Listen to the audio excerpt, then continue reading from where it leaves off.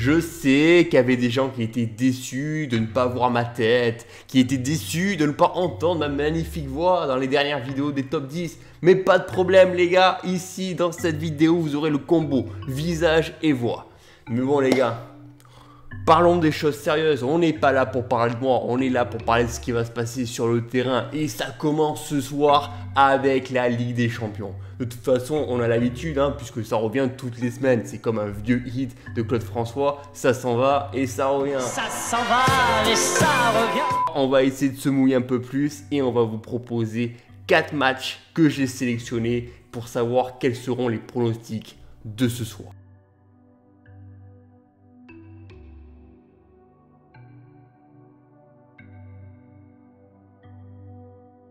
Je prends mes notes parce que il faut que je sache quels sont les matchs de ce soir. À chaque fois, je vais me confondre entre deux équipes, ou alors je ne vais pas savoir quelle équipe joue à domicile et quelle équipe joue à l'extérieur. Enfin bref, à chaque fois, je suis perdu.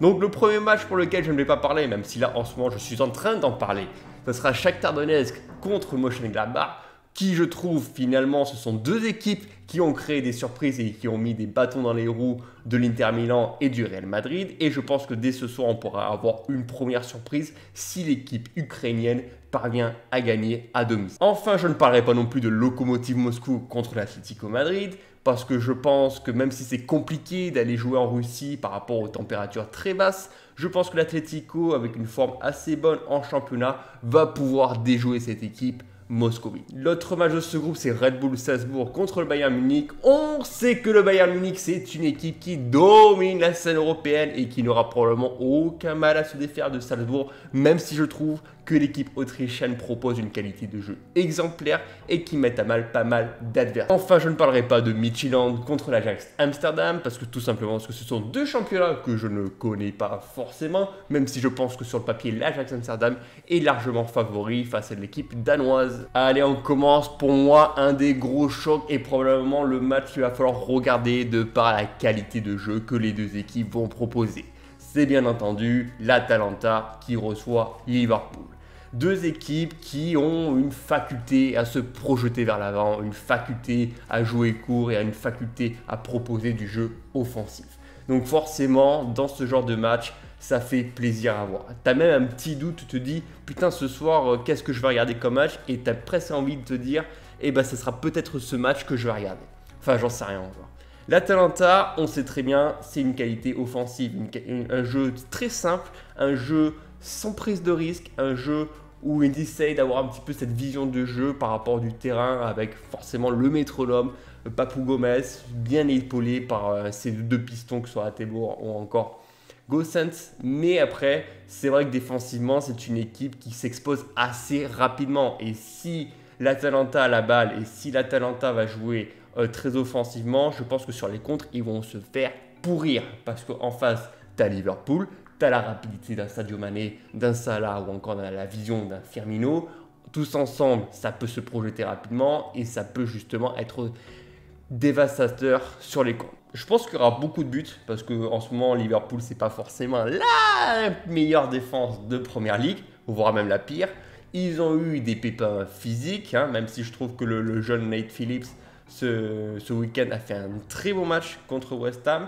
Mais je pense que l'absence d'un Van Dijk lors des matchs européens va être très difficile à gérer. Et je crois vraiment que ça peut se terminer sur un match nul de partout. Un autre match, et je ne sais pas pourquoi je n'ai pas commencé par celui-là, c'est Manchester City contre l'Olympiakos. Alors forcément, ça n'intéresse personne, sauf peut-être ceux qui sont supporters marseillais, qui auront peut-être un œil sur cette rencontre-là pour savoir quel peut être le résultat. Aujourd'hui, si Manchester City gagne, ils sont déjà à 9 points et ils sont déjà quasi sûr de se qualifier pour les huitièmes de finale. En face, tu as l'Olympiakos qui n'est pas forcément une équipe qui du haut de tableau, qui est là pour faire du mal aux adversaires et qui n'est pas forcément une équipe avec une qualité de jeu performante sur le terrain. Manchester City en ce moment, c'est l'équipe qui a un petit peu du mal à se créer des occasions et à animer le flanc offensif. Donc c'est assez compliqué, je vous conseille pas de regarder ce match, à part si vraiment vous êtes un supporter de l'Olympiakos, mais sinon, franchement, je pense qu'on va un petit peu s'ennuyer si l'Olympiakos commence à avoir un bloc défensif assez fermé et que Manchester City n'arrive pas à se créer des espaces, ça va être vraiment chiant. Au final, je pense que Manchester City va gagner 2-0 ou 1-0 sur, on va dire, une erreur défensive des Grecs. On continue avec un match qui peut être la surprise de ce groupe, peut-être même la grande finale entre le Real Madrid et l'Inter Milan. On sait très bien que ce sont deux équipes qui n'ont pas encore gagné un match en Ligue des Champions cette saison et qui auront à cœur de le faire dès ce soir. Aujourd'hui, Zinedine Zidane, en conférence de presse, il a dit que c'était une finale. Je pense qu'il a totalement raison.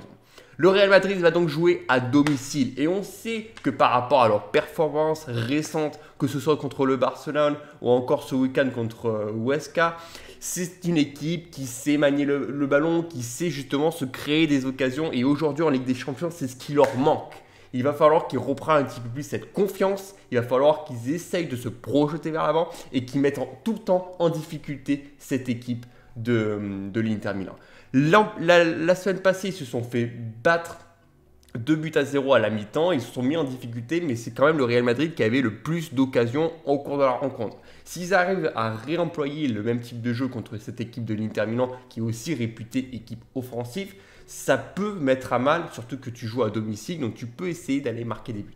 C'est vrai qu'ensuite, en face, tu as l'Inter Milan. C'est une équipe quand même d'Antonio Conte qui est très offensif, qui essaye de toujours essayer de déjouer son adversaire, qui n'hésite pas à monter de le haut avec des Brozovic au milieu de terrain ou encore des pistons et cette défense à 3 qui peut justement mettre à mal pas mal d'adversaires.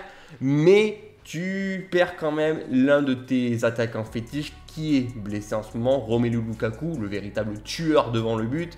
Et peut-être que ça va leur porter préjudice ce soir contre le Real Madrid. Le Real Madrid va devoir donc prendre des points et je pense que le Real Madrid va gagner 2-1.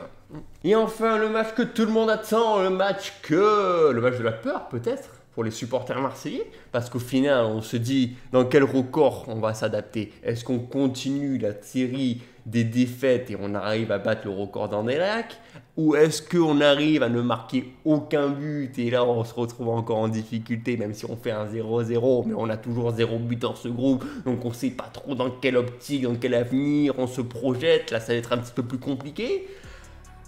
Mais l'Olympique de Marseille se doit de réagir. L'Olympique de Marseille a un avantage, c'est que ce week-end, ils n'ont pas joué. Et ça, c'est peut-être une bonne chose pour eux, pour peut-être réparer, se reposer leur esprit et être beaucoup plus prêts pour cette rencontre de Ligue des Champions qui sera primordiale pour les Marseillais. Alors forcément, tu vas jouer à Porto. Porto, c'est une équipe qui est très habile sur le plan européen, une équipe assez offensive qui sait gérer aussi bien les phases de transition. Mais c'est une équipe qui en championnat commence à perdre pas mal de points. Je crois que ce week-end ils ont fait match nul contre une modeste équipe de bas de tableau. Donc ils n'arrivent pas forcément avec la même confiance qu'ils auraient pu avoir. Marseille doit jouer son va-tout. Quand tu mets une tactique en place, il va falloir que tu l'appliques jusqu'au bout. Quand tu as joué contre Manchester City avec un bloc bas défensif, avec des volontés, pourquoi pas, d'aller jouer en contre, surtout que quand tu joues contre Manchester City qui est en ce moment malade et que finalement tu ne fais rien du tout, et bien là tu te poses des problèmes. Donc il va falloir que André Villas-Boas propose une tactique adaptée à son adversaire et essaye justement d'aller tirer des conclusions pour aller marquer un but et pourquoi pas aller chercher les 3 points qui seront tant précieux pour les Marseillais. Je sais pas vous, mais je pense que j'y crois. Je pense que le fait qu'ils se soient reposés ce week-end va peut-être leur donner un petit peu plus d'inspiration devant le but. Et je pense que l'Olympique de Marseille peut faire un coup à l'extérieur avec une victoire 1-0. Voilà les gars, n'hésitez pas à me dire dans les commentaires ce que vous pensez de ces rencontres de ce soir. N'hésitez pas à balancer vos pronostics. Est-ce que l'Olympique de Marseille peut aller chercher les 3 points et enfin en terminer avec cette série de défaites consécutives en Ligue des Champions? Est-ce que l'Atalanta va essayer de faire un grand coup contre Liverpool ce soir? Dites-moi tout ça dans les commentaires. N'hésitez pas non plus à vous abonner, à liker la vidéo. Vous savez très bien que cette semaine, on termine la série des top 10 sur ma magnifique voix. Mais dans tous les cas, je vous dis donc à très bientôt.